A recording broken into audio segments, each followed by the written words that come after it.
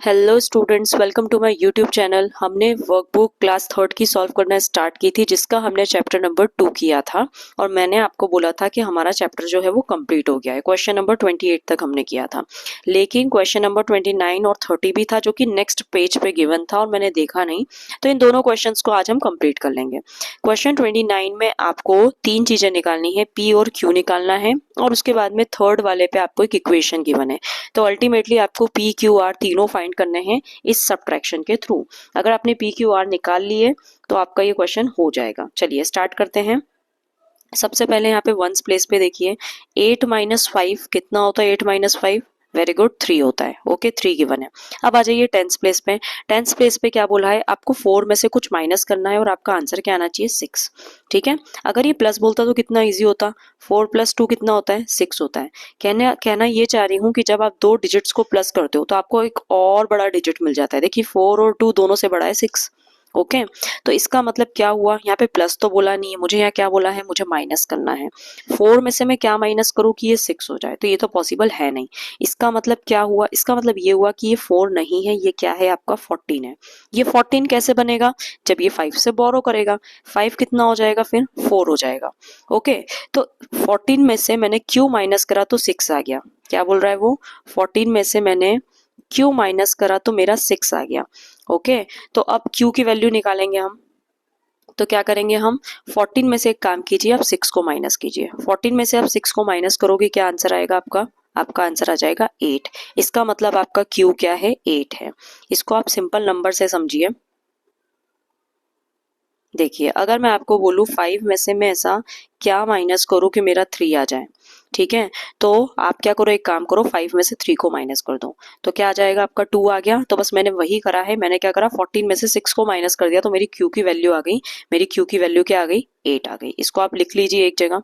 14 में से ये क्या था आपका? यहाँ पे आपका आ गया था 4। तो क्यू की वैल्यू क्या आ गई बेटा? आपकी 8 आ गई। ओके, अब देखिए, अब आ जाते हैं हम 100 प्लेस पे। 100 प्लेस पे अब क्या आ गया है हमारे पास? 4 आ गया है। 4 में से 9 माइनस करा तो मेरा आर आ जाना चाहिए, लेकिन 4 में से 9 माइनस हो ही नहीं सकता है। मतलब यहाँ पे जो आपका पी है वो क्या करेगा? पी पी जो है वो देगा, किसको देगा? 100 प्लेस वाले डिजिट को देगा, और ये 14 बन जाएगा। अब 14 में से आप 9 माइनस कीजिए। 14 में से आप 9 माइनस करोगे, कितना बचेगा आपका? 5। तो आर की वैल्यू क्या आ गई है आपकी? 5 आ गई है। ठीक है, अब मुझे निकालना है 1000 प्लेस वाला डिजिट। अब मुझे बोला है पी में से मैं क्या माइनस करूं? पी में से मैं 6 माइनस करूं तो मेरा 2 आ जाए। तो अब आप एक काम कीजिए, अपन क्या करेंगे? 6 को दूसरी साइड लाएंगे इक्वल टू के, तो पी की वैल्यू आ जाएगी। पी की वैल्यू कितनी आ जाएगी? 6 + 2 कितना हो जाएगा? 8। मतलब पी कितना आ गया आपका? 8 आ गया। लेकिन आपको यहाँ 8 नहीं लिखना है। क्यों नहीं लिखना है? क्योंकि यहाँ पे जो पी वाला डिजिट है वो, यहाँ पे इसने 1 भी तो दिया था, तो यहाँ पे कितना होगा? 9। 9 जो है वो जब 1 दे देगा तो 9 कट के 8 हो जाएगा, और 8 में से 6 गया तो आपका 2 आएगा। ठीक है, चलिए मैं आपको इसका सॉल्यूशन दिखाती हूँ तो आपको और अच्छे से समझ में आएगा। ये देखिए, मैंने सब्ट्रैक्शन यहाँ लिख के करा है, ठीक है, नहीं करा है बट आपको समझ में आ गया होगा।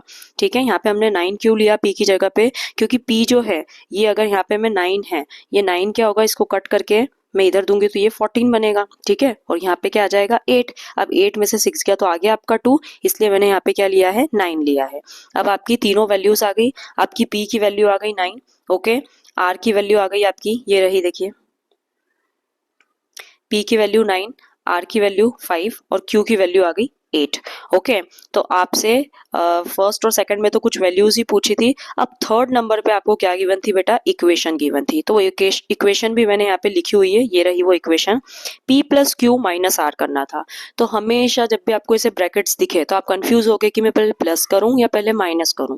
तो जो भी ब्रैकेट के अंदर गिवन है वो आपको पहले सॉल्व करना है। यहाँ पे मुझे ब्रैकेट के अंदर क्या गिवन है? मुझे ब्रैकेट के अंदर गिवन है पी प्लस क्यू, तो मैं पहले पी प्लस क्यू करूंगी। पी की जगह पे मैंने पी की वैल्यू रख दी, क्यू की जगह पे क्यू की वैल्यू रख दी, और आर की जगह पे मैंने आर की वैल्यू रख दी। ठीक है, अब 9 + के 8 कितना होता है? 17। अब जो 17 आया उसमें से मैं ये आर माइनस कर दूंगी, तो 17 में से 5 गया तो मेरी वैल्यू क्या आ गई? 12 आ गई। ओके, तो अब आपको क्या करना है? तीनों वैल्यूज लिखनी है, इस इक्वेशन का आंसर लिखना है, और देखना है कि ये कौन से ऑप्शन में गिवन है। तो देखिए, ऑप्शन नंबर बी जो है वो इसका आपका आंसर है। ये रहा ऑप्शन बी। ओके, पी की वैल्यू 9, ये रही। क्यू की वैल्यू क्या है? 8। और फिर थर्ड वाले का आंसर हमारा 12 आ रहा था। चलिए आगे बढ़ते हैं। क्वेश्चन नंबर 30 जो थोड़ा सा लेंदी है, आराम से समझना, नहीं समझ में आए तो वीडियो को पीछे ले जाके फिर से देखना, समझ में आएगा। यहाँ पे वापस से आपको इक्वेशंस का ही खेल है।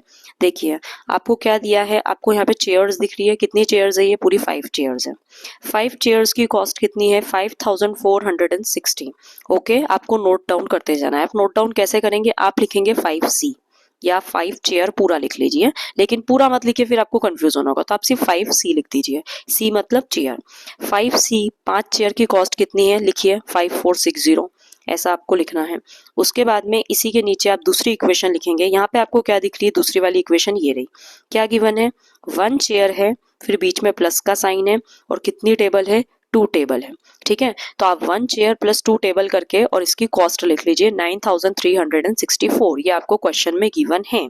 ठीक है, अब आपको निकालना क्या है, मतलब आप शॉप पे लेने गए, आप ऐसा एज्यूम कीजिए आप किसी शॉप पे गए, शॉपकीपर ने बोला कि मैं आपको कैसे सामान दूंगा। देखिए वो आपको कॉस्ट कैसे बता रहा है, वो बोल रहा है अगर आप 5 चेयर लोगे तो मैं आपको इतने की दूंगा, और अगर आप 1 चेयर और 2 टेबल लोगे तो मैं आपको इतने की दूंगा।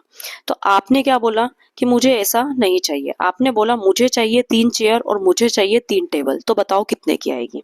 ठीक है, तो आप क्या करोगे, ध्यान से सुनो। यहाँ पे 5 चेयर की कॉस्ट गिवन है, तो आपको जैसे अगर मैं बोलूं कि आपने 5 बनानास लिए, ठीक है, 5 बनाना लिए, कितने के आए, 10 रुपीज के आए।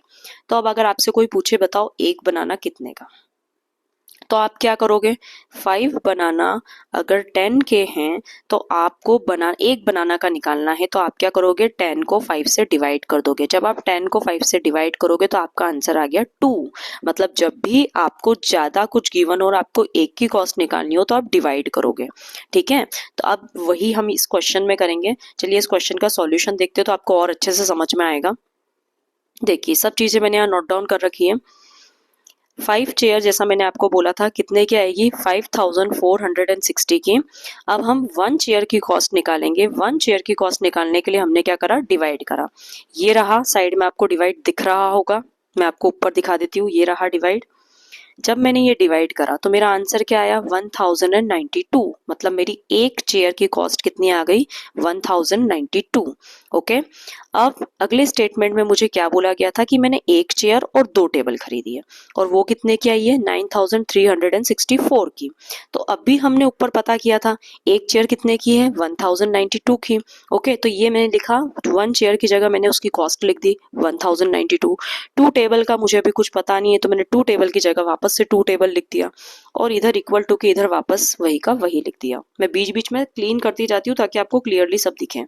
अब देखिए ये जो 1092 दिख रहा है ना बेटा आपको, ये इधर प्लस में है, तो मैं क्या करूंगी, इसको इक्वल टू के दूसरी साइड लेके जाऊंगी।